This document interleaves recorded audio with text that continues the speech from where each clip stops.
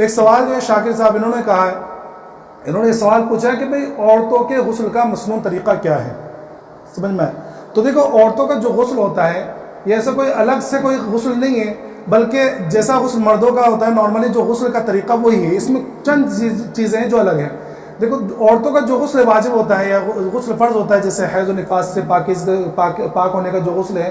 تو جب ہم غسل لینے بیٹھے تو مسنون طریقہ وہی ہے کہ سب سے پہلے وضو کر لیں اور دل کے اندر نیت کر لیں پاکی کی کہ میں پاکی حاصل کرنے کے لیے غسل کر رہی ہوں، اور اس کے بعد 3 لوٹے جو ہے دائیں طرف، 3 بائیں طرف اور 3 جو ہے پورے بدن میں بہا کر اچھی طرح سے رگڑ کر جو ہے پورے بدن کو دھو لیں۔ اگر چوٹی بندھی ہوئی تھی پہلے سے چوٹی بندھی ہوئی ہے، اس کے بعد غسل لے رہی ہے تو چوٹی کھولنے کی ضرورت نہیں، اس کی جڑوں میں پانی پہنچا سکتی ہے۔ لیکن اگر چوٹی کھلی ہوئی ہے تو اب بالوں کو دھونا ضروری ہے، سمجھ میں آئے؟ پورے بالوں کو دھونا ضروری ہے۔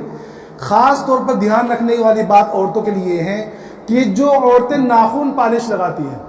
سمجھ میں آئے؟ تو یہ ناخن پالش جو ہے پانی اندر پہنچنے سے مانع ہے، پانی اندر نہیں پہنچتا ہے، یہ ناخن پالش چھٹانا ضروری ہے۔ اگر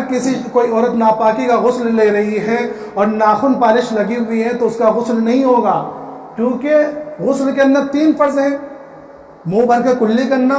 ناک کی نرم ہڈی تک پانی پہنچانا اور پورے بدن پر اس طرح پانی بہانا کہ بال برابر بھی جگہ سوکھی نہ رہے۔ تو اگر ناخنوں کے اوپر ناخن پالش لگا رکھی ہیں اور اس حالت میں غسل کر رہے ہیں تو ظاہر سی بات ہے کہ وہاں پانی نہیں پہنچا تو غسل نہیں ہوگا، پاک نہیں ہوگی، اس لیے اس کو چھٹا دے۔ دوسری چیز یہ ہے کہ عورتوں کے بھی ناخن بڑے ہوتے ہیں اور وہ آٹا جب گوندتی ہیں تو آٹا جو ہے ناخنوں میں لگا رہ جاتا ہے، تو یہ آٹا اگر خشک ہو گیا ہے تو آٹے کو ہٹانا بھی ضروری ہے۔ اگر آٹے کو نہیں ہٹایا خشک آٹے کو اور اسی طرح غسل کر دیا، غسل لے لیا تو غسل نہیں ہوگا جب تک اس کو چھٹا کر دوبارہ وہ ہاتھ نہ دھو لے، اتنا حصہ نہ دھو لے، سمجھ میں آئے؟ اور باقی غسل جس طرح کرتے ہیں اسی طرح کیا جائے گا، اس کے اندر کوئی ایکسٹرا بات نہیں ہے۔ اللہ تبارک و تعالیٰ تمام کو کہنے سننے کے ساتھ عمل کی توفیق عطا فرما دے۔